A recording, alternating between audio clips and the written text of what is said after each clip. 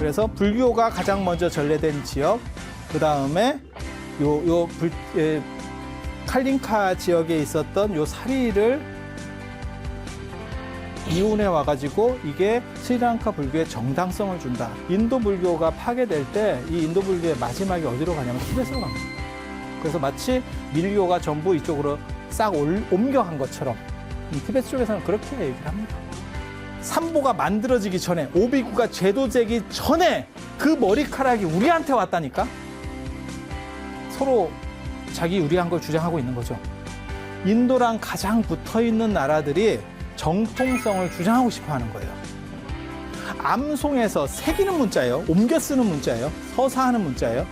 그리고 암송할 때는 그걸 갖다 붙여도 어디로 붙였는지 잘 몰라. 그 다음 사람이 이해할 수가 없어.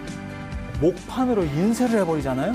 언제 찍었다라는 게 있고, 그 다음에 언제 찍었다라는 게 꼭 안 나오더라도 그때그때마다 시대마다 찍는 방식이 좀씩 달라요. 이쪽보다 분명히 늦어요.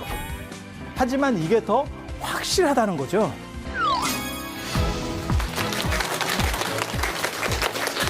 자, 안녕하세요. 인류 역사상 가장 진기하고 그다음에 재밌는 이야기가 서려 있는 붓다로드에 오신 것을 환영합니다. 오늘 이제 이야기할 주제는 인도를 넘어서 동쪽으로 이렇게 이동하는 불교의 흐름, 그리고 그것과 관련돼서 원래 그 흐름이 어떻게 만들어지는지 이제 실크로드에 대한 이야기를 좀 할 겁니다. 어떻게 보면 인류 문명이 만든 가장 위대한 길, 그 다음에 험한 길, 그게 사실 실크로드거든요. 그래서 그에 대한 이야기들을 조금씩 해드리도록 하겠습니다. 자, 길을 한번 보시면 뭐 책에도 지도가 나와 있습니다. 책에도 지도가 있는데 이 지도를 보시면 대충 이렇게 돼 있어요. 그래서 실크로드는 어디서 출발해서 어디까지 가는 거냐면, 우리나라는 늘상 그렇게 얘기합니다. 경주에서 출발해서 로마까지. 경주에서 출발해서 로마까지. 그 다음에 일본 같은 경우는 교토에서 출발해서 로마까지. 이렇게. 중국 사람들은 어디에서 출발한다고 할까요? 장안에서. 13조 고도, 13왕조의 수도. 정식적인 것만 13왕조, 그 다음에 뭐 비정식 왕조까지 치면 한 17개 왕조의 수도였었던 장안에서 시작해서 로마까지. 그래서 중국이라고 하는 거대한 제국하고, 그 다음에 서쪽에 로마라고 하는 뭐 딱 들어도 뭐 다 아실만한 그런 이제 두 제국 사이에 연결되는 무역로예요. 그래서 이제 그게 실크로드라고 하는 거고, 실크로드에 대해서는 예전에 제가 설명을 드렸었습니다. 그래서 기억이 안 나시는 분들은 앞에 거를 참고를 하시면 되고, 그냥 귀찮으신 분은 그냥 그렇게 또 살면 돼요. 꼭 모든 걸 다 찾아봐야 된다 이렇게 생각할 필요는 없습니다. 그래서 이렇게 그냥 이제 보면 지금은 어디를 중심으로 얘기할 거냐면 인도에서 중국으로 연결되는 길, 뭐 로마까지 가기 전에 중국이 있겠죠. 그래서 보통 이제 우리나라 사람들이 실크로드 뭐 간다 이러면 보통 이 정도를 가다 옵니다. 이 정도를 가서. 그래서 하서사군이라고 무의, 장액, 주천, 도낭, 거의 도낭 들어보시지 않으셨어요? 네. 도낭에 무슨 뭐 벽화, 그 다음에 도낭 천불동 뭐 이런 거 들어보셨으면 약간 문화적인 거고, 안 들어보셨어도 관계없어요. 뭐 중국의 뭐 이런 석굴사원 얘기를 굳이 다 알아야 될 필요는 없으니까. 나중에 기회 되면 제가 저런 얘기를 또 해드릴게요. 그래서 저쪽이 굉장히 중요한 지역이에요. 왜냐하면 저기 이제 무역 루트가 뚫리면서 제가 그런 얘기 안 해드렸나요?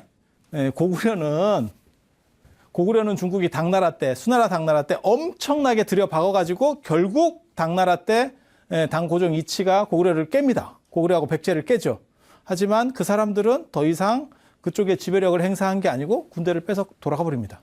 그리고 이제 백성들을 잡아가는 거죠. 그러니까 노동력만 쫙 가지고 가고 직접 지배를 하지 않아요. 지배하지 않는 이유는 뭘까요? 지배하는 비용이 세금보다 많기 때문에 그래요. 왜냐하면 거리가 머니까. 그런데 실크로드는 더 지배 비용이 많이 들어요. 그리고 저기는 이제 유목민하고 관련이 되는 거고. 그래서 그런데도 불구하고 저기는 계속 중국이 안 놓으려고 합니다. 이유는 뭘까요? 돈이 되죠. 지금은 이제 중동이라든지 이런 데가 위치가 많이 약해졌지만 미국에서 셰일 오일이 발견되면서 중동의 위치나 이런 영향력이 많이 떨어졌죠. 예전에는 미국이 세계 최대의 원유 수입국이었거든요. 근데 지금은 최대의 원유 생산국이거든요. 그러니까 이제는 뭐 중동이 별로 아쉬울 게 없죠. 뭐 너네가 뭐 어떻게 하든지 말든지 이렇게 되는 거죠. 그래서 그와 마찬가지예요. 지금 저 실크로드 쪽은 무역들이 계속 움직이는 무역 루트이기 때문에 거기를 장악하고 있으면 엄청난 세금이 들어오는 거예요. 그래서 저쪽에서 이제 많은 문제들이 벌어집니다. 그리고 여기가 중국으로 보면 문명이 열려 있는 길이에요. 이쪽으로 갈 수 있으면 참 좋은데 이 길이 히말라야에 막혀 있고 그다음에 이쪽에 밀림. 이게 동남아시아예요. 동남아시아 쪽에 밀림. 그래서 미얀마를 통해서 이쪽이 이제 미얀마거든요. 미얀마 통해서 이렇게 연결하는 루트가 있으면 참 좋은데 이런 게 잘 안 되고 티베트를 거쳐서 운남으로 내려가는 루트도 있는데 나중에 루트도 있는데 그게 이제 차마고도 같은 거죠. 차마고도 혹시 그 다큐 같은 거 보셨어요? 무슨 느낌이 들던가요? 야, 개고생하는구나. 이런 생각 하시면 정답입니다. 그래서 그거는 대규모로 뭘 할 수가 없어요. 그런 정도가 되면. 그래서 그게 이제 무역 루트로서의 적합성이 떨어지는 거죠. 그렇다 보니까 실크로드도 만만치 않아요. 굉장히 힘든 길입니다. 굉장히 힘든 길이에요. 그래서 이 길을 이제 누가 개척했느냐, 그 얘기를 하려고 해요. 그 얘기를. 중국에서 가장 어떻게 보면, 좋아하는, 중국 사람들이 좋아하는 게 한나라입니다. 항고주 유방의 한나라. 유방의 한나라. 그런데 항고조 초한지, 삼국지와 더불어서 어떻게 보면 가장 유명한 게 초한지인데 거기 보면 막 역발상 기세계 이래서 황후 나오고 그다음에 뭐 저기 유방, 항고조 유방이 이렇게 막 머리 쓰고 이런 거 나오잖아요. 근데 실제로는 그렇게 대단하지 않아요. 저게 그렇게 대단하지 않아. 그래서 유방이 중국을 통일하고 난 뒤에 중국에 유방 말고도 굉장히 강력한 중국을 위협하는 세력이 있었어요. 그게 북방의 유목민, 흉노족입니다. 흉노족. 흉노족. 아무튼 이 유목민들은 영웅이 한 명 나오면 무진장 셉니다. 감당할 수 없을 정도로 셉니다. 그 영웅, 유목민의 가장 대표적인 영웅 누가 있죠? 징기스칸이죠. 징기스칸이 한번 움직이면 징기스칸은 이해할 수 없는 사람이에요. 뭐 알렉산더나 뭐 이런 사람들하고 비교가 안 됩니다. 우리가 알고 있는 모든 제국의 황제들 비교 안 됩니다. 징기스칸한테 걸리면 그냥 골로 갑니다. 그냥 골로 갑니다. 그래서 징기스칸 아무튼 뭐 대단한 사람이에요. 대단한 사람이에요. 그리고 그게 유목민의 힘이죠. 결집만 되면 그 바람같이 움직이는 그 기병의 힘을 상대할 수 있는 사람이 없어요. 그래서 몽고의 기병 독일에서 전차가 탱크가 나오기 전까지 몽고 기병을 상대할 수 있는 것은 아무것도 없었다. 그게 전쟁사에 나오는 얘기예요. 전쟁사에. 예, 그래서 그렇게 강력합니다. 몽고 기병이 잔인하기도 하고 빠르기도 하고 그와 관련해서 이제 나중에 한열보마 얘기, 대환 얘기를 해드릴 거예요. 그런 관련된 얘기들. 그래서 이 흉노족 때문에 아무튼 뭐 굉장히 이게 위협적이에요. 그리고 여기에는 유목민의 특징은 영웅이 나와야 그렇게 되는 거예요. 안 그러면 그냥 산지사방에 흩어져서 농경민들한테 안 됩니다. 각계전투 당해요. 그런데 영웅이 한 명이 나와가지고 강력하게 딱 뭉치게만 하면 그 힘이 엄청납니다. 그래서 이 유목민의 영웅들이 여러 시대에 걸쳐서 몇 명이 있어요. 뭐 야율초제도 그런 사람이고, 그리고 지금 얘기할 사람은 이제 묵특선우라고 하는 아주 유명한 목돌 선우가 이제 우리도 선우 씨 있잖아요. 선우운숙 뭐 하듯이 그게 이제 유목문화와 관련된 거예요. 그래서 선우가 이제 어떻게 보면 리더 이런 건데 묵특선우라고 아주 유명한 사람이 있어요.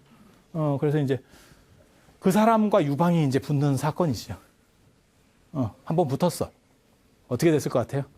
유방이 천하를 통일하고 나서 붙었어요.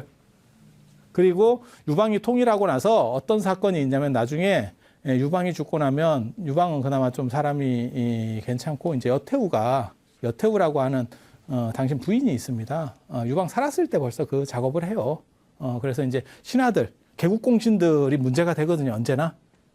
그때 이제 개국공신들을 다 잡아서 죽이죠. 그 대표적인 인물이 그렇게 이제 죽었던 사람이 한신이라고 하는 사람이고 유방 밑에 딱 두 사람이 중요한 사람입니다. 소하라고 하는 행정가, 그리고 한신이라고 하는 전쟁, 장군이죠, 장군.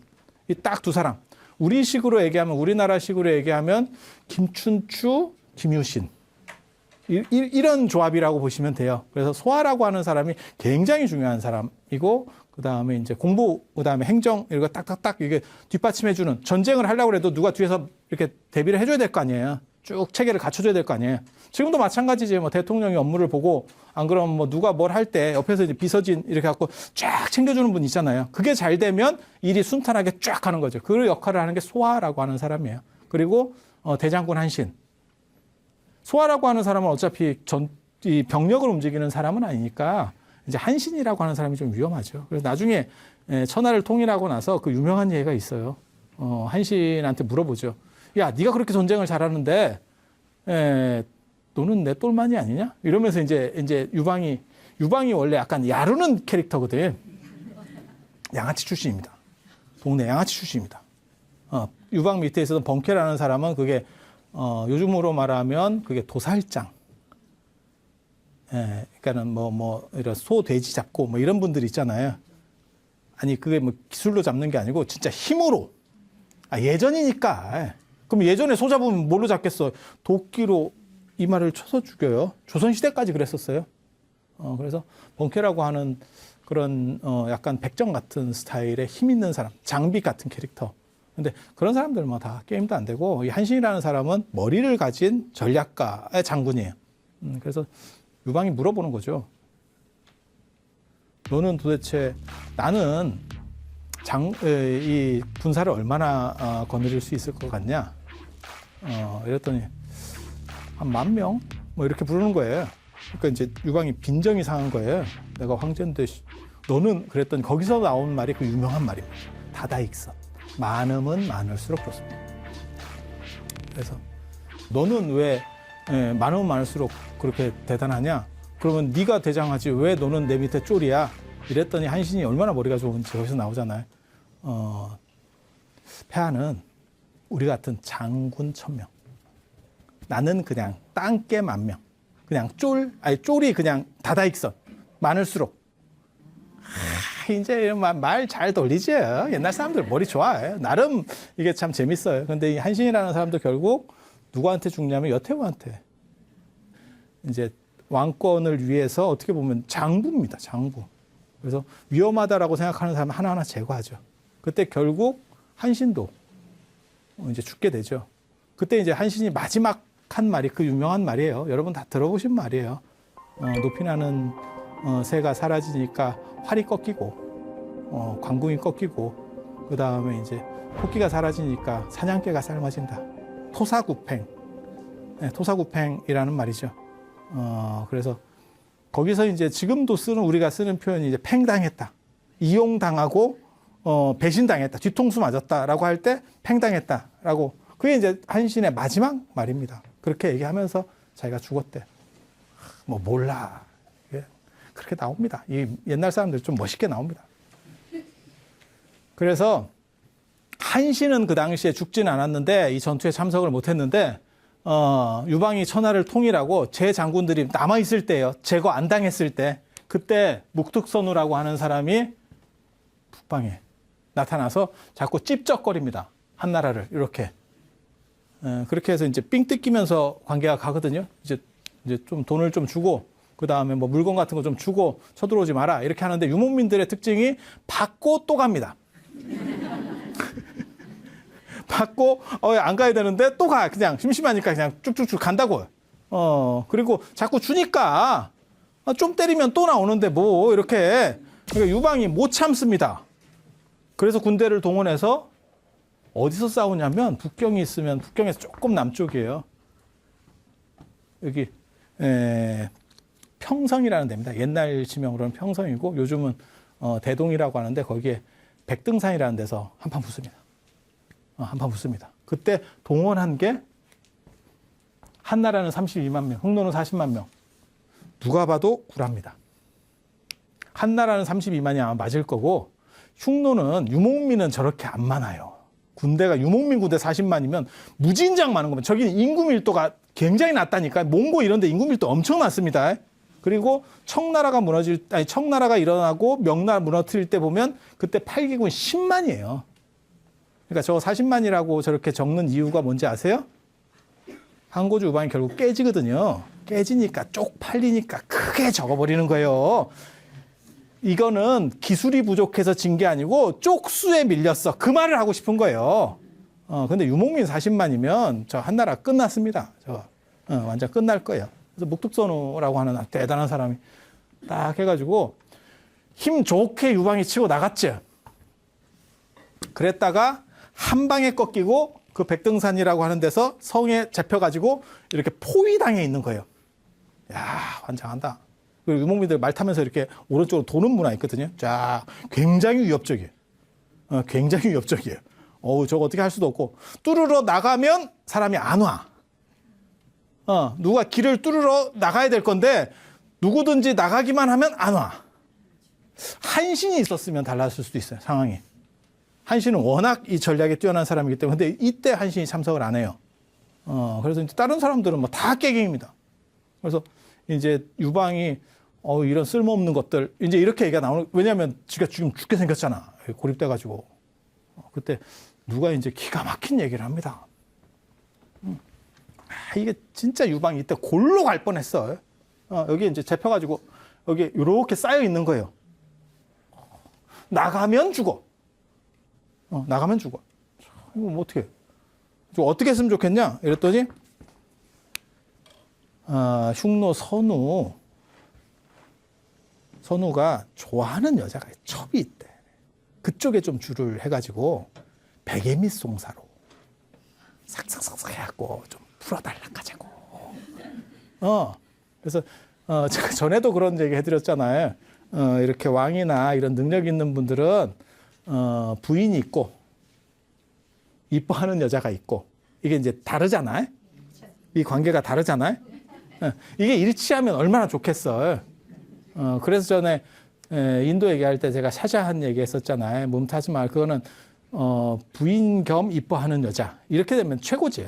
근데 대부분 유방 아까 부인 얘기했잖아요. 여태우 막 사람 죽이고 있고 이러는데 그거 뭐 좀 그렇죠. 척부인 사건이라고 진짜 유명한 사건이 있어요. 척부인 사건이라고. 유방이 제일 총애했던 여자가 척부인이라고 하는 여자예요. 이해되죠? 아니 황제가 되고 난 뒤에 그래서 너무너무 좋아했대. 너무너무 좋아했대요. 그렇게 해서 근데 유방이 죽고 그 여자가 어떻게 됐는지 아세요? 사람을 죽이지 않습니다. 죽이는 건 자비롭다고 생각하는 거예요. 그 여자를 제주도에 가면 그 화장실에 돼지 키우는 거 있죠. 그런 식으로 이제 사육을 하는데 그거를 자기 아들이 효해제라고 이제 유방 아들로 황제예요. 한나라 황제. 그렇게 해서 엄마가 야 진귀한 게 있어. 너 이 세상에서 볼 수 없는 걸 내가 하나 보여줄게. 이렇게 해서 데리고 갑니다. 그랬더니 어서 이상한 에일리언도 아니고 저게 무슨 외계인도 아니고 이상한 게 있대. 동물 같기도 하고 사람 같기도 한 이상한 게 있대. 그래서 어머니 저게 뭡니까? 이렇게 물어봐요. 그랬더니 그 어머니가 여태우가 뭐라고 얘기하냐면 그게 척부인이야. 근데 왜 못 알아봤냐면 눈을 파요. 혀를 자르고 그 다음에 여기다 불에 달군 숯을 먹인대. 그러면 성대가 나간대. 그러니까 말을 못 하는 거야. 그리고 귀 자르고 코를 베고 그리고 여기를 잘라요. 여기를 자르고 잘 치료해 줍니다. 이게 과다출혈로 죽으면 안 되니까 여기 자르고 그러면 사람이 어떻게 되냐면 이렇게 기어다니겠죠. 그리고 코를 뭉개놓고 사람 돼지라고 불러요. 사람 돼지. 그래서 그거를 이제 화장실에서 그렇게 이제 싸면 그거 먹고 사는 거야. 그래서 효해제가 그걸 보고 충격을 받아서 사람이 약간 이렇게 오락가락합니다. 그래서 정사를 잘 못했다는 얘기가 나와요. 왜냐하면 당신은 엄마인데, 그러니까 척부인이라는 여자는 그 당시로 얘기하면 요즘으로 얘기하면 최고 여배우 정도 급의 미모를 가졌겠지. 그러니까 황제가 그렇게 좋아했겠지. 그런데 그거를 사람 돼지로 만들어서 사육을 하고 있는 거야. 그것도 아니 사람이 사람을 죽일 때 뭐 분노해가지고 야, 쟤 죽여 이런 식으로 해서 죽일 수도 있는 거야. 그 정도는 권력 안에서는 인정될 수 있거든요. 근데 너무너무 잔인하고 오래가는 시스템을 만들어서 괴롭히고 있잖아. 그러니까 우리 어머니가 너무 이런 분인지 몰랐다 해서 어머니에 대한 충격을 받는 거예요. 그 여자에 대한 충격보다도 우리 엄마가 이런 사람이야? 라는 충격을 받아가지고 애가 이렇게 조금 갑니다. 애는 아니고 황제입니다. 애는 아니고 황제. 그런 게 여태우예요. 굉장히 무서운 사람이에요. 그래서 진짜 이렇게 잔인할 수 있나? 그리고 항고주 유방 사후에는 실제로 당신 아들을 얹혀놓고 거의 다 휘두릅니다. 전체를 다 휘둘러요.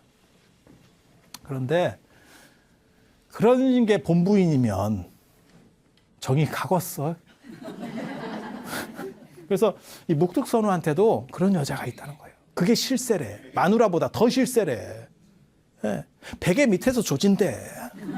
이렇게 하면 막 다 들어준다는 거예요. 막 급할 때 이렇게 막 얘기하니까 그래 이러면서 다 들어준다는. 그래서 저거 좀 빼달라고 이렇게 얘기했더니 그 여자도 굉장히 재밌어요. 너네 나라가 말이야, 한 나라가 전에 보니까 묵뚝선우 부인한테, 본부인한테, 그러니까 본부인이 있고 첩이 있는 거지. 본부인이 있고 첩이 있는 거야. 본부인한테 흰색 여우 가죽옷을 선물로 줬는데, 그러니까 그때는 한나라가 전쟁을 피하고 싶었다니까요. 그래서 삥 뜯기고 있을 때 잘해보자고 그 여우 가죽옷을 준 거야. 백려시 가죽옷을 준 거야. 그걸 준 거야. 그러니까 최고 그 당시 중국에서도 굉장히 중요한 물건이에요. 저걸 줬어. 그런데 그러니까 이게 뭐냐면 누가 실세인지도 모르고 준 거요. 당연히 왕비니까 저쪽인갑지 이러고 줬지. 하지만 이 왕비는 한물 갔지. 완전히 라인을 잘못한 거예요. 근데 저 첩이 그게 마음에 들었는가 봐. 그 소문을 듣고 그게 마음에 들었는가 봐요. 그래서 어떻게 얘기하냐면 그 흰 여우 가지고 나도 갖고 싶은데 이렇게 얘기해요. 그러니까 그거 주면 내가 어떻게 해볼게 이 얘기해. 아이러니하게도 그 흰 여우 가죽 옷이 중국 전체를 통틀어서 한 벌 있었어요. 근데 그게 본부인한테 들어가 있어. 이거 어떡하냐. 그리고 그거 이게 굉장히 재밌는 얘기인데요. 흰 여우 가죽이 도대체 뭔지를 궁금한 거예요. 저도 그런 기록을 보면서 야 도대체 흰 여우가 백여우 뭐 구미호 가죽인가? 이게 존재하나? 아니 그렇잖아요. 그렇게 해서 흰 여우가 뭘까 도대체 정체가? 여우가 오래돼서 늙은 여우? 그래서 흰머리가 난 거예요? 이렇게? 그러면 가죽이 윤기가 없고 이렇게 푸석푸석하지 않을까? 마치 여러분처럼? 어때요? 아니면 돌연변이거나 돌연변이어가지고 이렇게 백사처럼 이렇게 돌연변이들이 있거든요. 색소가 잘 안 돼가지고 결국 이게 장애인이지. 그런데 뭐라고 나오냐면 그냥 기록에 나오는 거예요. 저도 몰라요. 저도 모르는데 동물 가죽 중에서 동물 털 중에서 제일 부드러운 게 겨털이래요. 사람하고 달라서 겨드랑이 털. 겨드랑이 털. 여러분들이 쓸모없다고 밀어버리는 그 겨드랑이 털이 동물 중에서는 제일 부드러운 거예요. 실제로 저도 그걸 읽고 제가 개나 고양이를 계속 이렇게 털을 만져보고 다 하고 겨드랑이에 넣어보면 겨드랑이 털이 제일 부드러워요. 맞아요. 해보세요. 해봐. 그러면 제일 부드러워. 그러니까 사람하고 뭔가 좀 달라요. 사람하고는 다릅니다. 그래서 그 겨털이 있는데 여우 겨털을 헤비적거리면 흰 털이 두어 개씩 박혀 있대요. 그걸 모은 게 흰 여우 가죽 옷이에요. 이거 굉장히 그렇대요. 기록에 그렇게 나와. 나 진짜 그렇게 했는지 나도 모르겠어요. 기록에 그렇게 나와. 이걸 찾고 찾으니까 그래서 여우한테 야 너 손 들어봐. 그럼 손을 들면 여기서 두어 개씩 뽑고 이래가지고 저걸 한 벌을 만들었대요. 근데 이렇게 여우가 손 들고 있진 않겠지. 그러니까 그걸 수많은 여우를 잡았다는 얘기잖아요. 그렇게 해서 이제 만든 거잖아요. 지금 굉장히 신기한 얘기예요. 그래서 하루아침에 구할 수도 없어. 그러니까는 저거 어떻게 하냐? 이러니까 유방 밑에 유방이 약간 양아치 계열인데 사람 꼴을 잘 봅니다. 이게 황후하고 유방하고 큰 차이거든요. 유방은 이게 무슨 뭐 대단한 사람은 아니지만 이 사람한테 뭐 권리를 부여할 때 바로 준대요. 근데 황후는 뭐라고 나오냐면 저 사람한테 관리 뭐 임명을 하려고 그러면 너 오늘부터 대장군이야 그러면 그 패를 주는데 그 패가 다 닳도록 만지작거리고 있대. 주기 아까운 거야. 제가 시켜야 되나 말아야 되나 시켜야 되나 말아야 되나. 그런데 유방은 딱 하면 그냥 잊어버리는 사람이에요. 이게 이제 어떻게 보면 리더의 자격이라는 거거든. 그런 것 때문에 황후가 결국 졌다는 거예요. 왜냐하면 줘도 받는 사람 입장에서 고마운지를 잘 모르겠는 거야. 왜냐하면 하도 야루다 주니까 줄 듯 말 듯 이렇게 뭐 밀당하는 것도 아니고 그러다가 주니까 그냥 선뜻 이렇게 딱 도와주는 것도 아니고 뭐 그런 얘기들이 있습니다. 그래서 유방이 사람 꼴을 많이 보니까 저 백등산에 같이 간 사람 중에 도둑이 있어요. 사람들이 아무 쓸모가 없다고 생각해. 야, 도둑놈이 뭔 쓸모가 있냐? 저런 놈들까지도 우리가 받아줘야 되냐? 라고 했는데 그 도둑이 뭐라고 그러냐면 제가 가서 훔쳐오겠습니다. 이거 굉장히 재밌어요. 제가 나를 내보내만 주면 그러니까 떼거리로는 못 나가도 몇 명은 나갈 수 있거든. 그러니까 치고 나갔을 때 몇 명만 싹 빠져버리는 거예요. 그런 식으로 내보내만 주면 내가 가서 훔쳐올게요. 이렇게 얘기해. 그래서 뭐 어떻게 하냐면 본부인한테 가서 그걸 훔쳐옵니다. 근데 본부인은 명품이 너무 많아가지고 잊어버린지를 몰라요. 그리고 그거를 다시 첩한테 줘요. 그래서 이건 새 물건입니다. 이렇게 하고 줘서 풀어줘요. 그래서 첩이 얘기하니까 여기 포위망을 약간 열어줍니다. 그러니까 거기서 유방이 자기 편 몇 명하고 쫙 빠져나가서 결국 도망가서 다시는 북쪽으로 안 나온다는 거예요. 나가면 죽어. 나가면 죽어. 그래서 한나라 초기에 유방 죽고 나서 여태후가 이제 실권자고 여태후가 그렇게 이제 잔인하게 정치를 하는데도 공포 정치를 하는데 북방 흉노가 형입니다. 국서에 그렇게 나와요. 국서에 형. 한나라가 동생이에요. 동생. 그리고 흉노 선우가 성희롱 발언을 합니다. 국서에 여태후한테. 여태후한테 뭐라고 하냐면 이제 남편이 죽었잖아. 그러니까 혼자 외롭지 않냐. 이런 식을 국서에다 씁니다. 이런 깜짝 놀랄 만한. 그래서 여태후가 그걸 보고 뚜껑이 날아가요. 이건 도저히 참을 수 없다. 그렇게 해서 군대를 일으켜야겠다라고 했더니 다른 사람들이 동시에 신하들이 싹 말립니다. 선왕께서 살아계실 때도 우리가 개박살이 났는데 이거는 지금 상대가 안 됩니다. 나가면 안 됩니다. 그래서 참고 있었던 게 저 흉노예요. 굉장히 강력하죠. 그래서 저런 수모를 당하고 있었던 게 사실 한나라예요. 한나라. 그래서 이제 저게 이제 한나라가 어느 정도 안정이 되고 힘을 쓰기 시작하는 게 무제 때입니다. 무제 때. 한무제 들어보셨죠? 시호에 이런 무자 들어가면 다 센 거예요. 다 센 거예요. 중국에서 어떻게 보면 중국 황제 중에서 가장 유명한 황제. 우리나라 임금 중에서는 가장 유명한 사람이 누가 있을까요? 아마 빈도수로만 치면 세종대왕을 얘기하겠죠. 그 다음에 뭐 광개토대왕 뭐 그런 정도 되지 않을까요? 그냥 다수 투표를 하면 아마 거의 비슷하게 그런 정도로 나오지 싶습니다. 그런데 중국 여러분들이 아는 중국 황제 중에 제일 유명한 사람 누가 있을까? 진시황이 제일 많이 나와요. 우리나라는 텔레비 프로 이름도 진시황이 있었으니까. 진시황 진짜 대단한 사람이에요. 대단한 사람이에요. 그 진시황이 두려워했던 게 흉노예요. 그 진시황 때에도. 진시황 때에도. 그렇게 해서 만리장성을 진시황이 쌓잖아요. 흉노 때문에 쌓는 거예요. 흉노 때문에. 그때도 얼마나 무서웠으면. 제가 그런 얘기 하거든요. 중국에 가서 진짜 만리장성을 한번 봐야 돼요. 한번 보면 유목민의 공포가 얼마나 중국 한족들에게 컸는지를 알 수 있어요. 야, 그거 쌓는 돈이면 그냥 정벌하겠다. 이런 생각이 딱 들어. 아니 그냥 남한산성 같이 저런 성이 아니라니까요. 한번 가보세요. 중국 만리장성 보면 이거를 사람이 쌌다고? 진시황 때 만리장성 진짜 안 무너집니다. 진시황 때는 대부분 흙으로 쌓았는데 벽돌로 쌓은 거는 명나라, 지금 여러분이 중국 가서 보는 그 만리장성 패키지로 싼 거 가가지고 옵션으로 가는 그 만리장성은 그거는 명나라 때 장성이고 진시황 때 장성은 대부분 흙장성이에요. 흙성. 흙으로 판축법이라 해서 이렇게 시루떡처럼 한 단 한 단 눌리는 방법이 있어요. 굉장히 잘 쌌습니다. 지금도 일부는 남아 있습니다. 2200년, 2300년 전 게 지금도 남아 있어요. 그 정도로 견고하게. 그리고 진시황 때는 정확합니다. 진짜. 법가라고 그때는 법으로 다 다스려 가지고요. 진시황 때는 뭐 정부에서 명령이 내리면 그때 유명한 얘기 있어요. 금을 거놓고 여기가 감옥이다, 나오면 안 돼, 이러면 사람이 굶어 죽으면서도 못 나온대. 법이 얼마나 무서운지. 나가면 그 전체가 도륙이 납니다. 그 집안 전체가 도륙됩니다.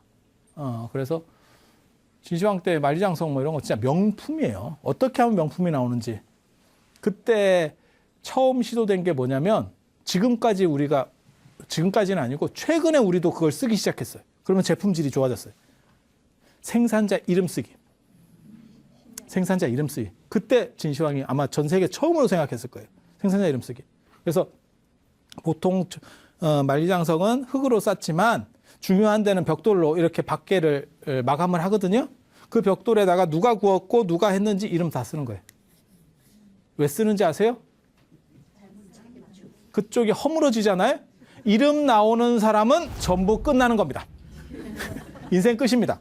인생 끝인데 그냥 끝이 아니에요. 재활용 정신이 또 아주 좋습니다. 그래서 사람의 인 있는 거 아시죠? 인광 뭐 이런 거 들어보셨죠?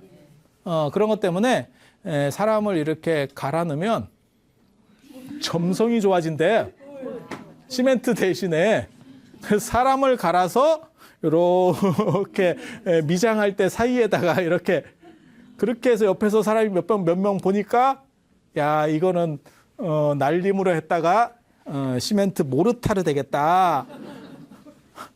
벽돌 사이에 모르타르로 인생이 끝날 수도 있겠다라고 해서 진짜 죽기로 쌓는 거죠. 그런 법을 만든다고 생각을 해봐요. 그러면 진짜 막 장인 정신이 막 발끝에서부터 막 올라올 것 같지 않아요? 여차하면 훅 가는데 가라는 데잖아 이게. 그래서 사람들이 뭐라 그러냐면 만리장성을 가장 큰 무덤이라는 표현도 써요. 실제로 있는 얘기예요. 실제로 있는 얘기예요. 농담으로 하는 얘기가 아니고. 그래서 그 만리장성을 만든 이유가 북방 유목민 때문에 그래요. 진시황 재밌죠. 진시황 재밌는 얘기들이 있어요. 근데 그 얘기를 다 해드릴 수는 없고 진시황이 만리장성을 다 쌓은 건 아니에요. 전국시대 때 7나라가 있거든요. 산동에 제나라, 그 다음에 남방에 초나라, 그 다음에 이쪽에 진나라, 진시황의 진나라, 그 다음에 이쪽에 연나라, 그 다음에 한, 위, 조. 그래서 조나라, 진나라, 연나라의 장성들을 이렇게 연결시켜서 만리장성을 쌓고 뭐 그렇게 하는 거예요. 그리고 그 진시황 진나라 망할 때 진나라가 딱 15년 가거든요. 15년 진짜 짧게 갑니다. 이름은 시황이야. 시황이 뭐냐면 1번 시작, 황제의 시작. 황제라는 이름이 진시황이 만든 겁니다. 네, 진시황이 만든 거예요. 원래는 삼황오제라는 게 있어요. 삼황오제라는 게 있어요. 그게 이제 태호 복희 씨, 그 다음에 신농 씨, 여화 씨 이런 거 들어보셨어요? 복희 씨가 뭐 하는 분이냐면 주역, 우리 태극기 같은 그거 만든 그린 사람. 그게 이제 복희 씨고 여화 씨라고 하는 사람은 그 복희 동생이에요. 여자예요. 그리고 이제 신농 씨 같은 경우는 의학, 신농본초경 뭐 이런 거 한예서에도 그런 게 있는데 그래서 의학의 신이에요. 일종의 신은 아니고 뭐 인간인데 그래서 그런 거 있고 뭐 추궁이 들어갈 때도 있고 추궁이라고 아세요? 추궁 수인 씨, 추궁 씨 들어보셨어요? 그게 이제 불의 신이에요. 어떻게 보면 불의 신. 히랍 신화에는 프로메테우스. 그 다음에 이제 동아시아에는 추궁 씨, 수인 씨 이런 사람들이 불의 신. 그러니까 불을 어떻게 만들었다라고 하는 건 인류 문명에 있어서 불이 제일 중요하지 않을까요?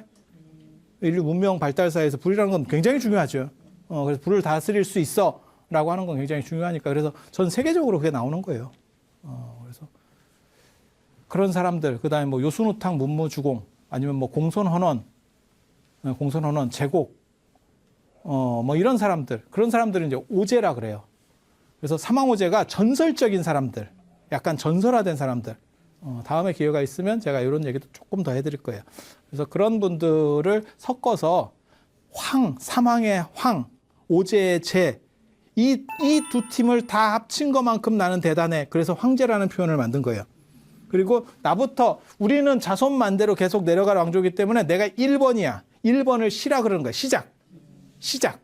그 다음에 내 뒤에는 2번, 3번, 4번, 5번 이렇게 나가는 거예요. 그래서 1세 황제, 시황제, 2세 호해, 3세 자영 끝! 이렇게. 참 원대한 계획을 세웠는데 아이러니하게도 15년 만에. 근데 거기서 세운 그 구조는 지금까지 내려와요. 저기서 이제 중요한 게 9년제. 그 다음에 황제라는 표현, 우리가 다 지금도 쓰고 있는 표현이잖아요. 그러니까 시황제가 만든 거예요. 그래서 결국은 이거 참 진짜 요 관련돼서 진기한 이야기들이 많아. 이 진시황이 결국 천하를 통일하고 그런데도 흉노 때문에 굉장히 이제 두려워서 만리장성을 수축하는. 그리고 진시황이 만리장성 수축하는데 뭐 기가 막힌 예가 있어요. 무슨 예가 있냐면 점을 봤는데 저 때만 해도 옛날이고 점이 제가 그 얘기 전에도 잠깐 해드린 것 같은데 분서갱유 사건 때 점서는 과학서로 분류됩니다. 그 시절에는 점이 과학입니다. 침대만 과학이 아니고 점도 과학일 때가 있었어요. 지금은 점을 과학이라고 생각하는 사람 지금은 없고 그때는 의학, 그 다음에 과학 이런 서적들은 다 예외로 났었거든요. 그래서 점이 과학서예요. 그래서 그때 이제 그 과학을 봤죠. 우리 왕조가 어떻게 될까? 그랬더니 호 때문에 망한대. 호 때문에. 점괘가 참 용해요. 진짜 과학인갑다 싶어. 야, 이거 진짜 과학 아닌가? 저희 호자가 무슨 호자인지 아세요? 오랑캐 호자예요. 그래서 제가 이 호자하고 양자 얘기 전에도 잠깐 해드린 것 같은데 이게 큰바다 양자 뭐 이렇게 이게 다 외국에서 들어올 때 그래서 호가 들어가면 호떡, 호추 뭐 이게 호주머니 뭐 이러면 다 내륙을 통해서 이쪽으로 들어오는 게 호자가 들어요. 앞에 호박 뭐 그렇게. 그다음에 양자는 물 건너 들어온 거. 우리나라는 이제 물 건너서 들어오는 거. 그래서 예전에 우리 지금은 그런 표현 안 쓰는데 야, 그 물 건너온 물건이다. 뭐 이런 저희 어렸을 때만 하더라도 워낙 귀해서 잿물도 우리 잿물이 있고 양잿물, 양배추, 양상추 뭐 다 양자 들어가면 그렇게. 그래서 그러니까 물 건너온 문화를 저 양자를 써요. 그래서 이것 때문에 망한대. 이게 지금 여기를 얘기하는 거거든요. 그러니까 큰일 났다 싶어서 만리장성을 이렇게 쫙 수축했다는 거잖아요. 원래 있는 장성에다가 더 이제 보태고 강화하고 이렇게 하는 거죠. 엄청나요. 저때 이제 50만 대군을 이끌고 몽염이 가 있었다는 얘기가 있어요. 그 만리장성을 수축도 하고 그 다음에 관리도 하고 저걸 막아내기 위해서 아주 유명한 장군입니다. 몽염 못 들어봤죠? 지금 들어봐요. 덜 유명해서 그래요. 몽염이라고 하는 사람이 몽염 조필이라고 그 유명한 사자성어가 있습니다. 몽염이 붓을 만들다. 몽염이 붓을 만들었다고 알려진 사람이에요. 물론 거짓말입니다. 왜냐하면 몽염보다도 시대가 앞선 붓 유물이 있기 때문에. 그런데 몽염이 그냥 보통 이제 몽염이 붓 만들었다. 이렇게 나오면 몽염이 그거를 일반화시켰다는 뜻하고 이해하시면 돼요. 그러니까 처음 개발한 건 아니고 그러니까 대중화시킨 거예요. 체륜이라고 하는 사람이 종이를 만들었다. 한나라 때 내시 체륜이 종이를 만들었다. 이런 얘기 들어보셨을 거예요. 그 체륜이라는 사람이 종이를 최초로 만든 사람이 아니고 일반화시켜요. 기술을 개발해가지고 이렇게 대중화시켜요. 그래서 이 몽염이라고 하는 사람이 실제로 이제 만리장성을 지키는데 나중에 결국 저 사람이 죽어요. 그때 기가 막힌 얘기를 하면서 죽는다. 저런 사람도 있을까 싶은. 저는 예전에 그 사마천 사기 읽으면서 야, 나도 저렇게 살 수 있을까? 윤동주 서시 같은 얘기가 나와요. 저 육국을 통일하면서 이 7나라 중에서 전국 7홍 중에서 동쪽에 있는 6나라를 다 이제 먹어 들어가는 거거든요. 이 사람이 다 전쟁을 한 거예요. 수십 년에 걸쳐서 이 장군이 대장군으로서. 그런데 얼마나 많은 사람을 죽이고 어떤 사건들이 있었겠 전쟁터잖아. 별일이 다 있었겠지. 근데 이 사람이 죽으면서 뭐라고 얘기하냐면 굉장히 억울하게 죽어요. 다음 시간에 제가 그 얘기를 잠깐만 해드릴게요. 굉장히 억울하게 죽는데 죽으면서 뭐라고 그러냐면 내가 지금까지 살면서 마음에 꺼리낄 게 없다. 야, 이게 가능한가? 여러분 어때요? 지금 이렇게 내가 죽는다고 생각했을 때 나는 진짜 부끄러운 게 만큼도 없다. 나는 다 공심으로 처리했다고 생각이 된다. 이게 되나요? 이거 굉장히 어려운 일입니다. 스스로한테 그렇게 죽어가면서 그렇게 얘기하는 거야. 나는 세상에 내가 살면서 부끄러운 일이 없다. 윤동주야. 이거 하늘으로서 한 점 부끄러움. 단! 이러면서 한 가지 이제 점을 찍는다고. 단! 조나라와 장평의 싸움에서 40만 포로를 잡았는데 40만을 죽였어요. 포로 40만을 죽였어요. 그게 걸린다. 그것 때문에 내가 지금 업보로 이렇게 가는 것 같다. 나는 평생 부끄러운 일을 해본 적이 없는데 그 일이 마음에 걸릴 뿐이다. 하지만 그것도 내가 죽이고 싶어서 죽인 게 아니고 그때 그 40만을 포로를 먹일 수가 없어. 포로가 너무 많으니까 40만이 들어오니까 40만을 먹여줘야 될 거 아니야. 못 먹여주면 무슨 일이 벌어지냐면 다시 반란이 일어납니다. 그 포로들이.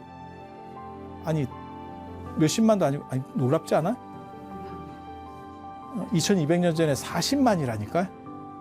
그래서 이 사람이 작전상 무슨 판단을 했냐면 전부 날렸다는 거예요. 그것 때문에 내가 죽는 것 같다. 이러면서 죽어요. 이거 좀 멋있지 않나? 아까 한신 얘기는 약간 원망하면서 내가 토사구팽 당하는구나. 도끼가 사라지니 사냥개가 삶아지는구나. 이러면서 약간 원망하고 죽고, 이 사람은 내가 그래도 떳떳하게 살았다고 했지만 내가 어쩔 수 없는 실수가 결국 그게 나에게 이런 재앙을 주는 것 같다. 이러면서 탁 죽는 뭐 이런 이야기들이 있어요. 이런 진귀한 이야기 어디서 듣겠어요?